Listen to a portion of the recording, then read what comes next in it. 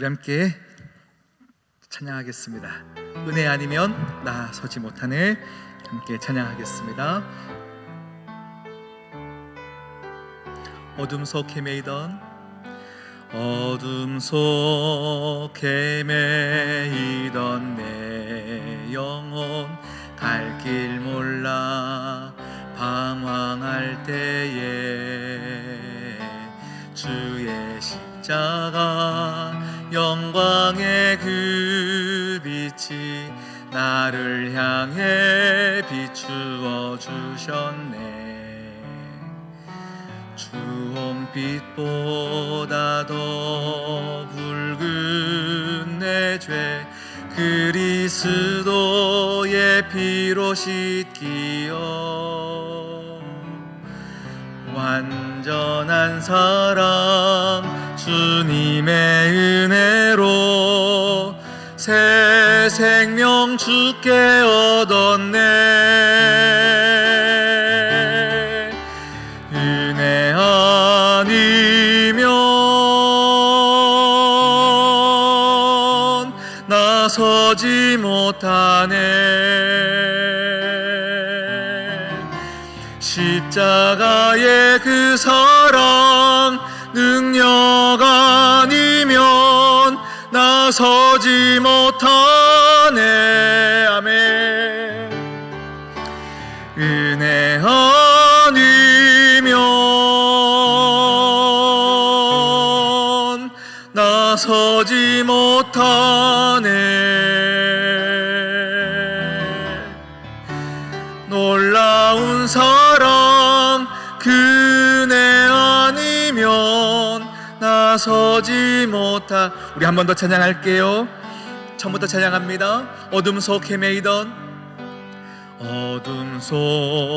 헤매이던 내 영혼 갈 길 몰라 방황할 때에 주의 십자가 영광의 그 빛이 나를 향해 비추어 주셨네. 주홍빛보다 더 붉은 내 죄 그리스도의 피로 씻기어. 아멘. 완전한 사랑 그 주님의 은혜로 새 생명 주께 얻었네. 은혜 아니면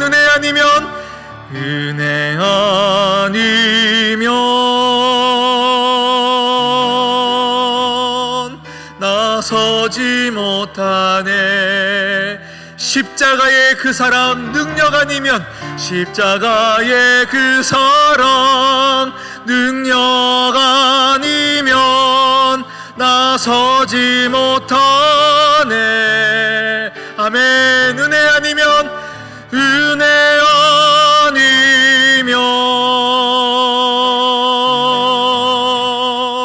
나서지 못하네. 놀라운 사랑 그네 아니면 나서지. 우리 한 번 더 고백합니다. 은혜 아니면 나서지 못하네. 은혜 아니면 나서지 못하네. 십자가의 그 사랑 능력 아니면 나서지 못하네. 은혜 아니면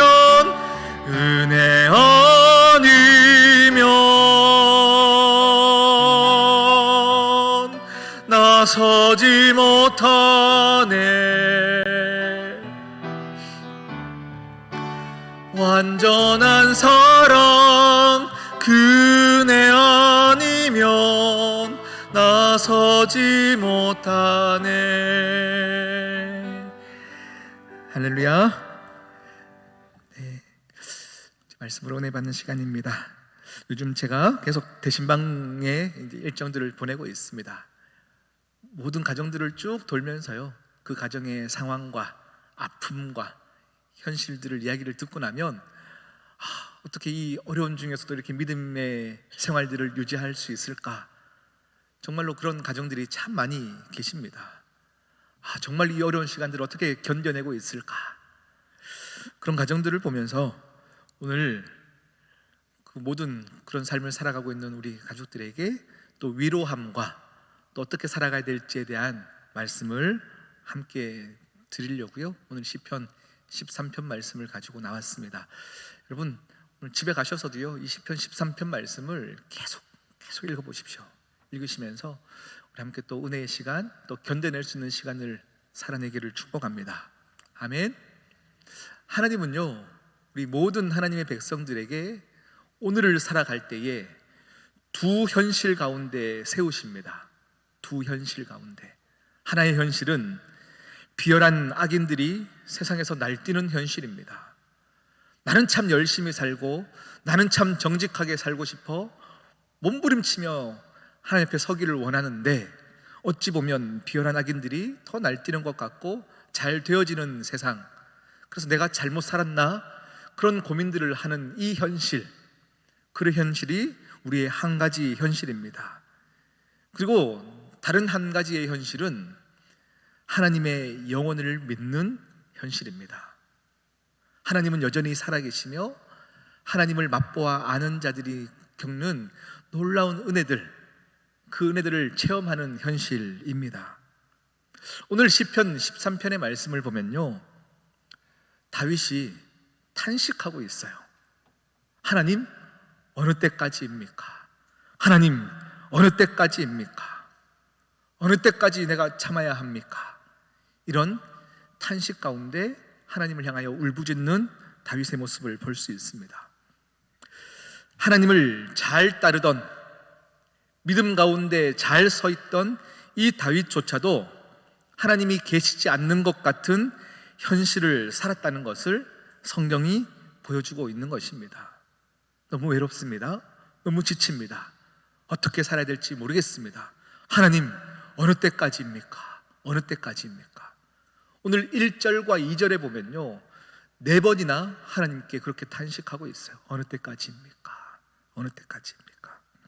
끝나지 않을 것 같은 원수의 괴롭힘으로 마치 하나님께서 나를 버린 것 같은 상황, 그 고통 가운데 탄식하고 있는 것이죠. 주님, 얼마나 오래 기다려야 하는 것입니까? 이런 얘기입니다. 다윗은 한평생 장인이었던 사울 왕으로부터 도망자의 인생을 살았습니다. 쫓기고 또 쫓기면서 도망 다녔던 고통스러웠던 때를 지나서 왕이 되었습니다.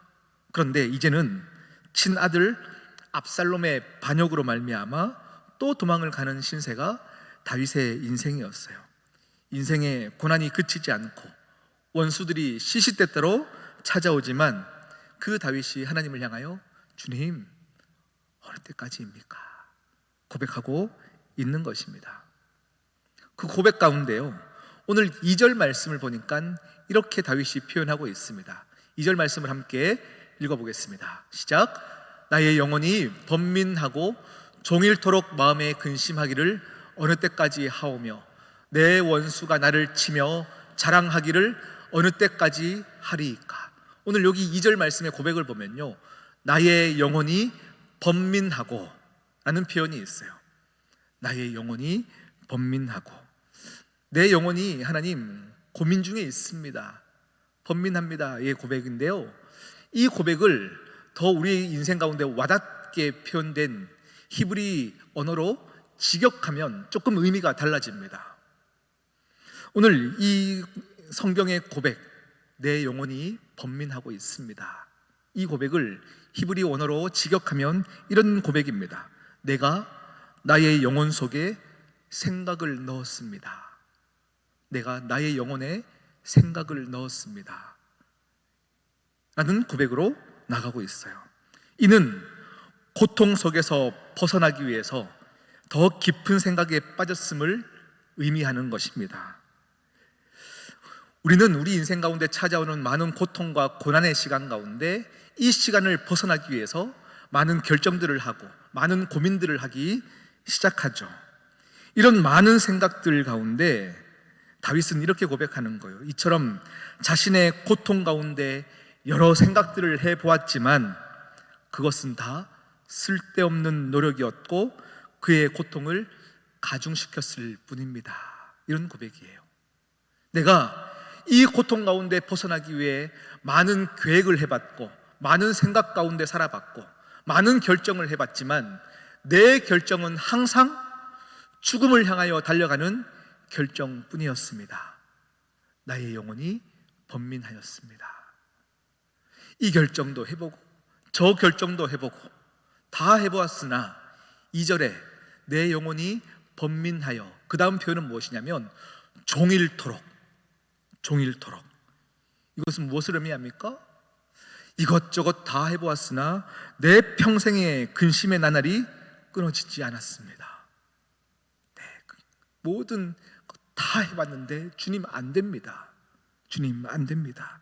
이런 고백이죠. 오늘 이 다윗의 고백은요, 고통스러운 것은 고통 자체 때문이 아닌 것으로 계속 이야기하고 있어요. 어떤 상황 때문에 내가 힘든 줄 알았는데 이 상황 때문에 힘든 것이 아니라 하나님이 느껴지지 않아서 힘듭니다. 이런 고백이에요. 하나님 어디 계십니까? 어느 때까지입니까? 왜 이 순간에 나와 함께 계시지 않으며 도와주시지 않습니까? 하나님의 부재를 느끼며 그가 지금 고통 가운데 있습니다. 우리 인간이라는 존재가 원래 그렇습니다. 인간은요, 어떠한 고통스러운 일 때문에 죽는 것이 아니에요. 고통 가운데 있는 나를 돌아보는 이가 없을 때 그게 외로움으로 바뀌기 시작하면서 우리는 잘못된 것을 선택하게 되는 것입니다. 이 본문에서 다윗은 너무 고통스러운 이유가 원수들이 괴롭혀서가 아니라 그 고통 가운데 하나님이 자신을 돌보아 주지 않는다는 외로움 때문에 견디기 힘든 거예요. 하나님 어느 때까지입니까? 우리 인간은요, 다양한 이유로 두려움을 가지고 살아갑니다. 다양한 이유로 두려움이라는 현실 가운데 다 서 있습니다.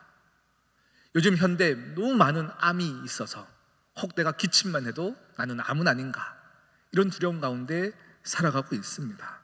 아주 좋은 환경인데도 내가 이 명예를 잃지는 않을까, 이 수많은 관계 안에서 내가 혹시 홀로 떨어져 외롭게 살지는 않을까, 많은 이유를 가지고 살아갑니다. 현대인들이 가장 많이 두려움을 느끼는 것은 불확실한 미래에 대한 두려움.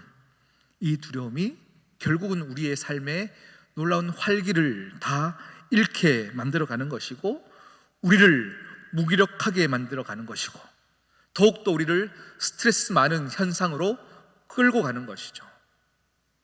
이 현상 때문에 내가 두려운 줄 알았는데 이 현상이 주는 두려움이 나를 더 힘들게 몰아가고 있음을 보게 되어지는 것입니다.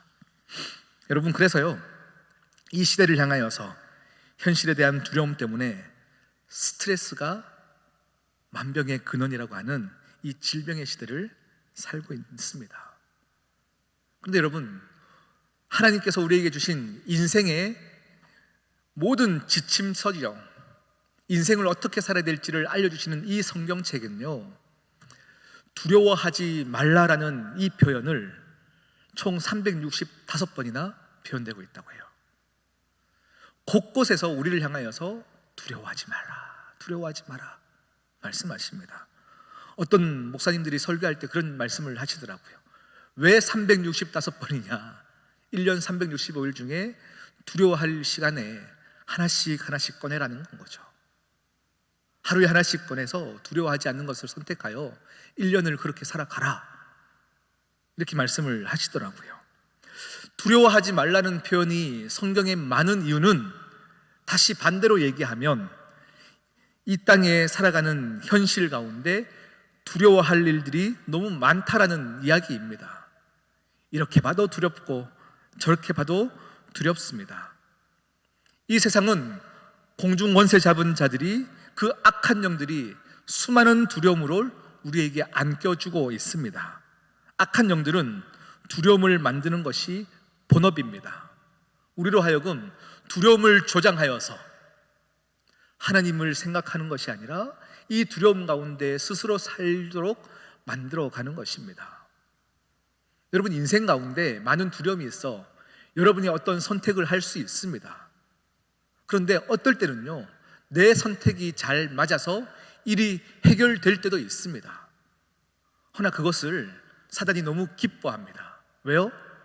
어떤 문제가 있을 때에 하나님을 의지하며 나아가는 것이 아니라 내 선택이 맞았다라는 생각들 가운데 우리는 또 훗날 찾아오는 많은 문제들 가운데도 하나님을 기억하는 습관이 아니라 내 문제에 내 선택을 의지하는 습관을 길러지기 때문이죠. 사단은 우리에게 항상 그렇게 두려움을 줍니다. 신약에 보면요, 예수님이 제자들과 함께 바다에 오르십니다. 이 갈릴리 호수에 올라 배를 타고 건너가실 때에 파도가, 풍랑이 일게 되어집니다. 지금 내 눈앞에 보이는 이 풍랑은 나를 삼킬 것 같은 풍랑이 맞습니다. 그러면 두려워지는 것이 당연하죠. 무서워지는 것입니다. 현실이 나를 두렵게 만들고 내 눈앞에 보이는 파도가 당연히 두려운 건 맞습니다. 어찌 이 상황에 두렵지 않겠습니까? 그런데 주님을 봤더니 주님은 무관심하게 주무시고 계시는 거예요. 주님, 어떻게 지금 잘 수 있습니까? 주님, 내 상황과 처지를 돌봐 주시지 않습니까? 지금 이 상황에 어떻게 주무십니까? 나를 구원하소서. 저희가 죽겠나이다. 이 두려움이 내 인생을 죽이는 것처럼 생각하게 되어지는 것이죠. 그때에 주님은 일어나셔서 뭐라고 하십니까? 믿음이 적은 자요, 왜 두려워하느냐? 여러분, 두려움은 우리의 마음에 몰래 들어오는 도적과 같습니다. 우리는 상황 때문에 힘들어하는 것 같지만 상황이 주는 두려움 때문에 힘든 것입니다. 그래서 우리 내면을 파괴하는 것입니다. 두려움은 나와 하나님과 연결된 믿음의 고리들을 끊어내게 되어집니다. 그래서 결국은 힘없는 자신에게 집중하게 만드는 것이 두려움입니다. 그러다 보면 결국은 약해져 있는 나를 집중하는 것이죠.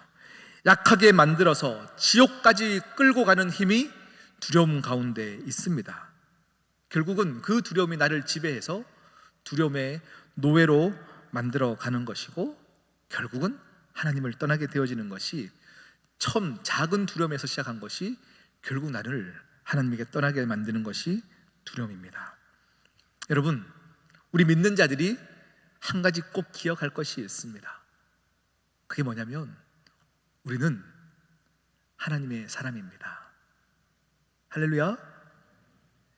믿으십니까? 현실이 나를 매몰하며 나를 엄습하여서 낭떠러지 같은 상황 가운데 서 있다 할지라도 여러분 한 사람 한 사람은 모두가 하나님의 자녀입니다. 하나님의 백성입니다.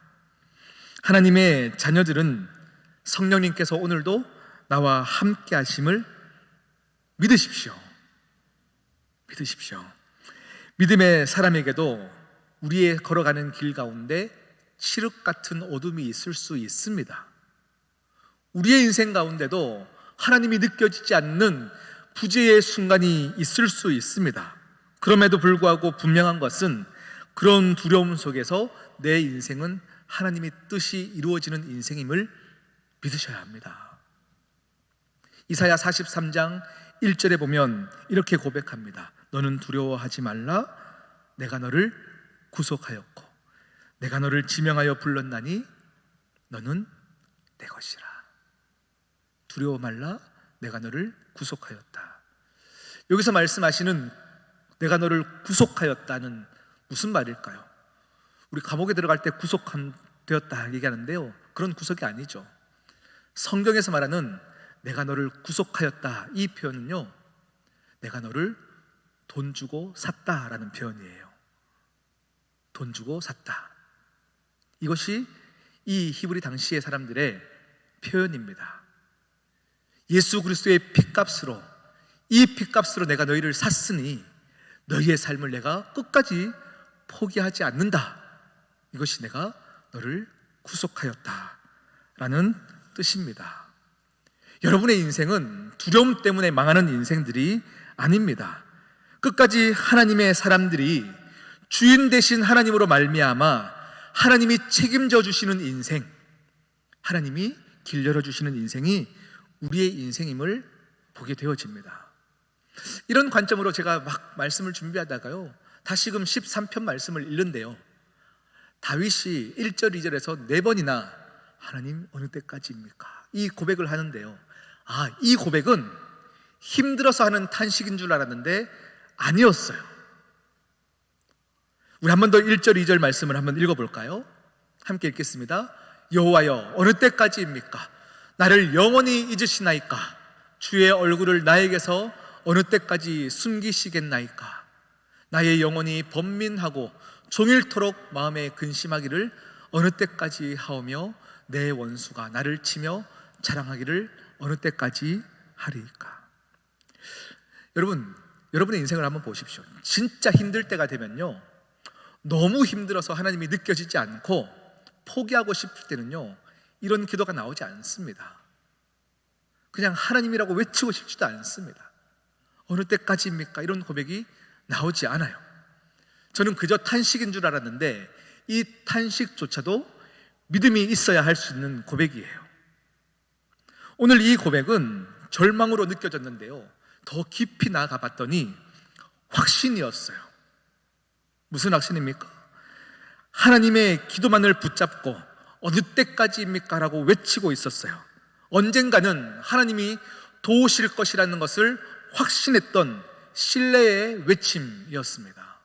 하나님, 너무 힘듭니다. 그러나 하나님은 끝내 나를 도우실 것을 믿습니다. 이 기도는 하나님의 때가 이를 때까지 끝까지 인내하겠노라 의지적인 표현이었던 것입니다. 여러분, 오늘 이 말씀을 가지고요, 우리가 다윗이 그 다음 어떤 표현을 하면서 나아가는지를 보고 여러분의 인생의 힘든 순간에도 그렇게 살기를 원하는데, 우리 3절 말씀을 한번 볼까요? 3절 함께 읽겠습니다.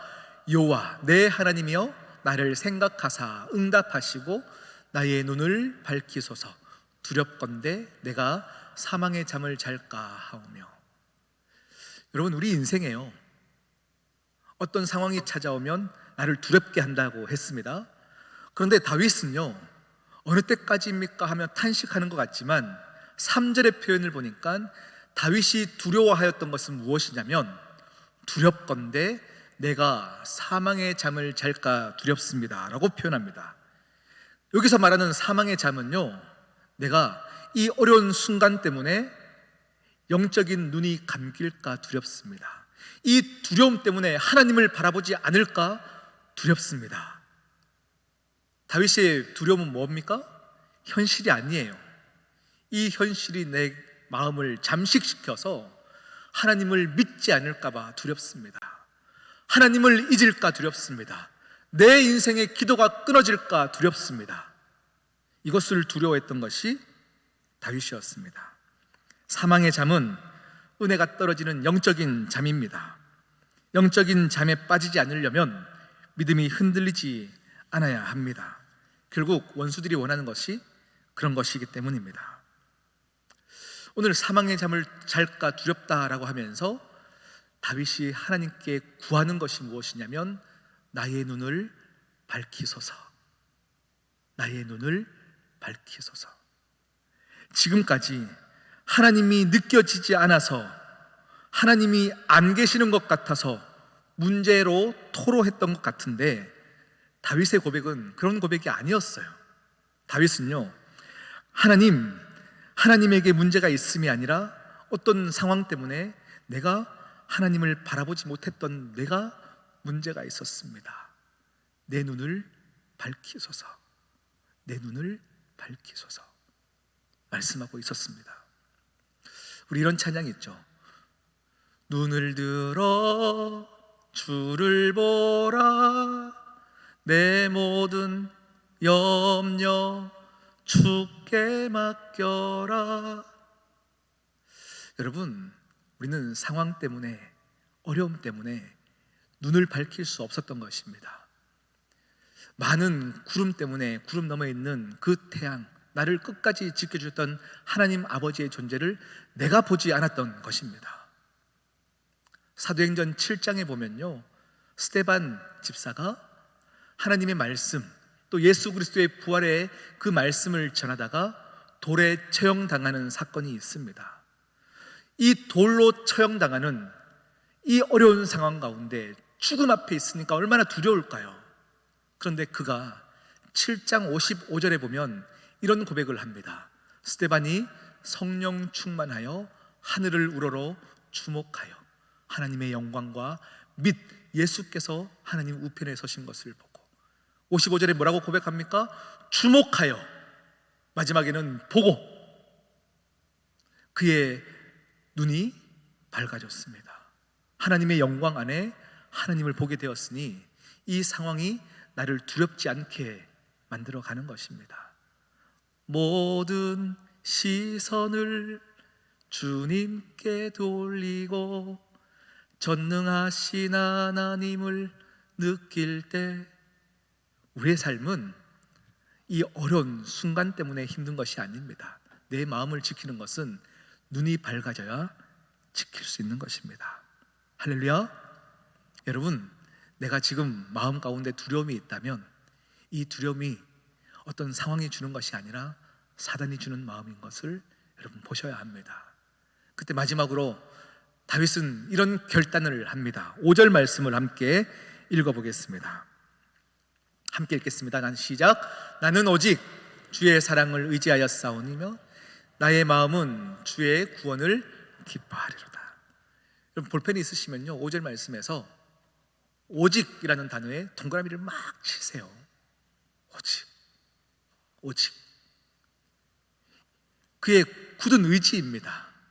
내가 내 영혼이 번민할 만큼 나는 이 문제를 해결하기 위해서 이 방법도 써보고 저 방법도 써보고 다 써봤는데 이제는 다른 방법이 아닙니다. 오직, 오직.